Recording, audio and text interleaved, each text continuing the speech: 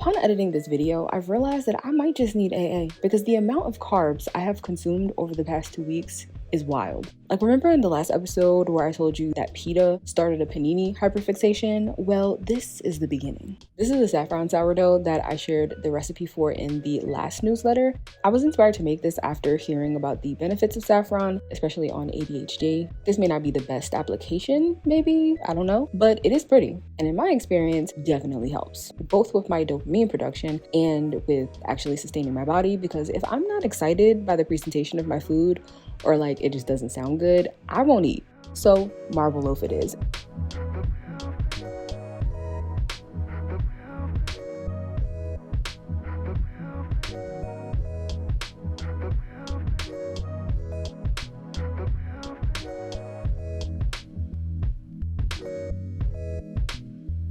And for the swirl, I used butterfly PT. You just want to make sure that it's cool and not hot, of course.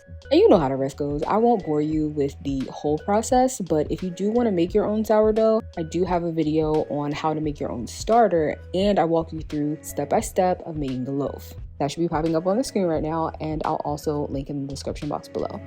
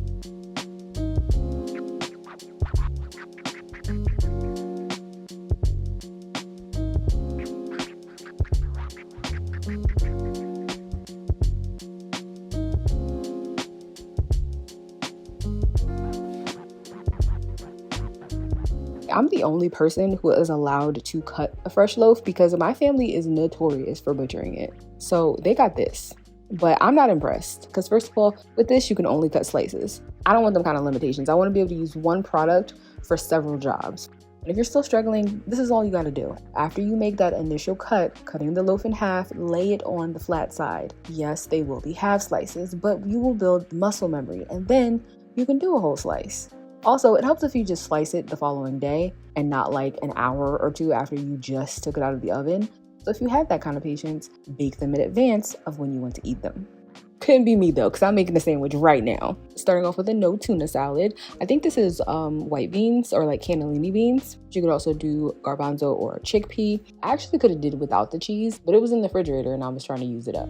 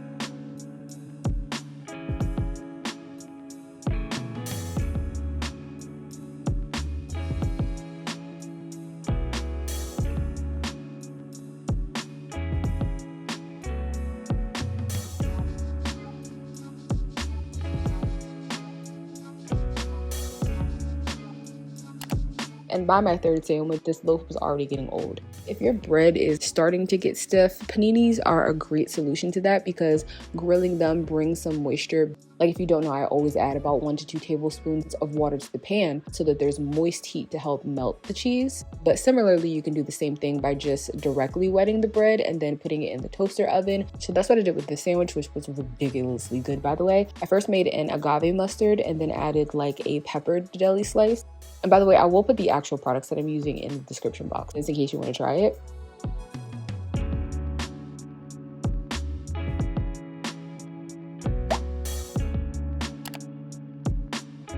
And when that loaf is finished, it's on to the next, which is my true favorite, focaccia. And I'm making this one not too thick, so I'm actually putting it into a larger diameter pan than I probably would normally. You make it in a sheet pan, whatever you want. But these do come out of cast iron really easily. And bonus, you get a perfect crust.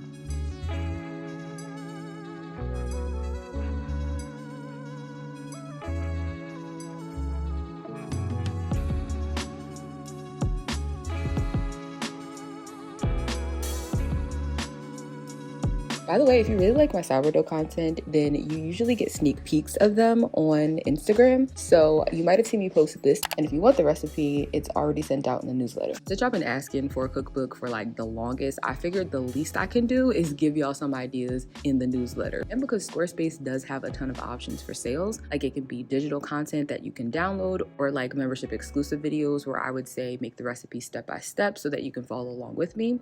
They even have online courses for those who offer detailed programs that need to be outlined over like a period of time. For example, if you're like a personal trainer or fitness provider, and of course, general e-commerce, like if you have tangible items, including your own custom merch, which Squarespace will actually produce and even ship for you.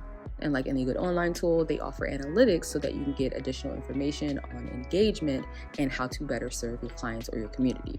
So if you're looking to diversify, they've got all the options. All you have to do is go to www.squarespace.com/abetweene or use my code abetweene for 10% off.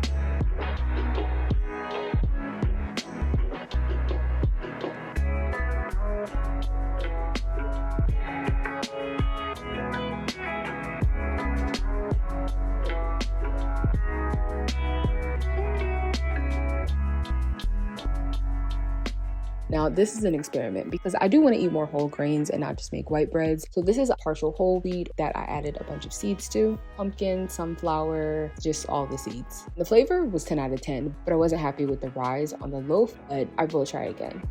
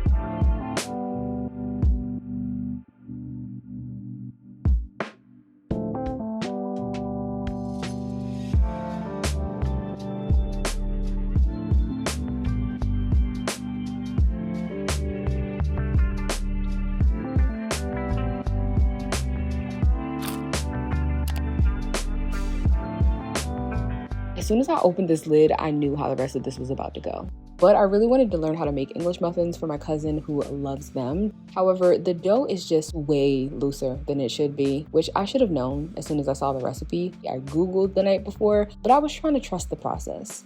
I mean, I made it work, or at least I tried to, but I can't say that I will be attempting this again. Not only did I have to pan fry them, they also need to go into the oven for like 10 minutes to ensure that they are cooked all the way through. And listen, I know it seems like it's a lot of steps just for regular sourdough. This is more.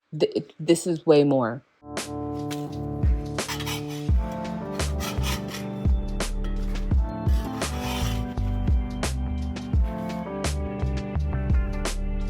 And although I'm not a fan, at the end of all that, I at least needed to do a taste test. I wanted to make sure they were edible. I mean, they tasted like English muffins, so I guess that's a win.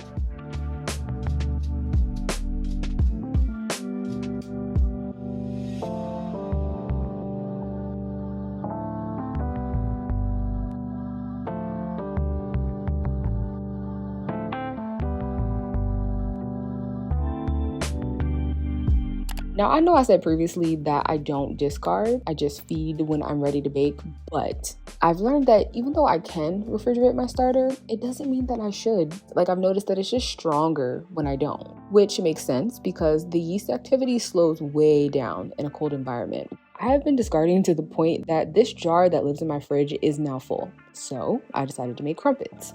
And the recipe is so simple. All you do is add a little bit of salt, sugar, and baking soda, which makes it really foamy. That's the key component because when you cook them, you want all of the bubbles to pop before you flip it. That way you have all these little pockets for the butter to melt into, so you get the pillowy softness of a pancake and the nooks and crannies of an English muffin. If I had a choice of a breakfast Sammie on literally anything, biscuit, obviously number one. But English muffins are way at the bottom of that list. Don't matter what else is on it, is last. I mean, I don't hate them, but I wouldn't really say I like them either. And if you feel the same, I think you would like these. I added some strawberry rhubarb jam, which I will show you how to make shortly. Speaking of jam though, when I finish my teas, I waste nothing. So I turn that fruit that's left over into a jam or a compote. To make compote, I just simmer that with a little bit of syrup. I mean, if any of it falls into my cup when I'm pouring the tea, I do eat it at the end. It's like a reward.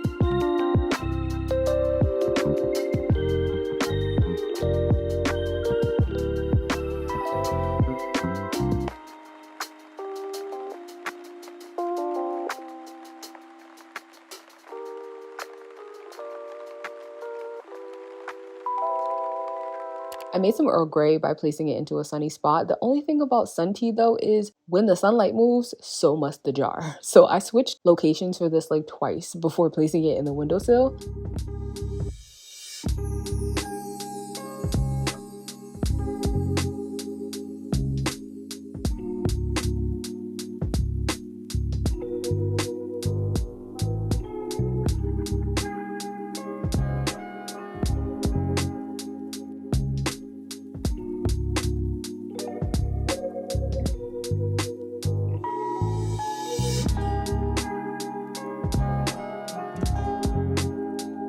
I also wanted to make a London fog, so last minute I decided to turn the leftover tea into a syrup or like a concentrate. So I just simmered it with a few more bags of tea to intensify the flavor, and I added agave.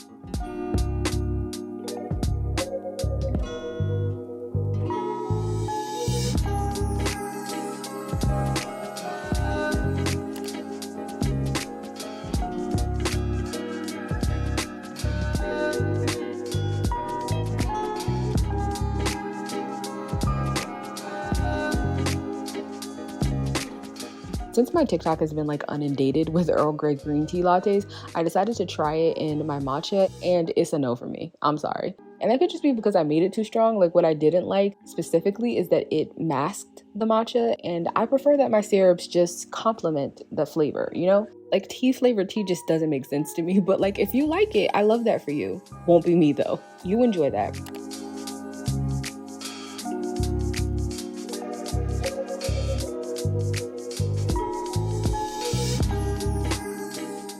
If you've been following me on Instagram, then you might have noticed that Black Sesame is kind of having a moment. Like, I've made bagels, I've made beverages. For the sake of me not depleting my supply of matcha too quickly, I've also picked up some Hojicha, which, thanks to my friend who is so unserious, I must now refer to as Matcha's black friend. I thought that the Black Sesame would pair perfectly with it because it's very nutty, just like the roasted green tea, and it works in other dishes too because it can easily lean savory or sweet. Also really good with espresso, so if you're a coffee drinker, Black Sesame latte is delicious warm, but I have everything iced in the summer.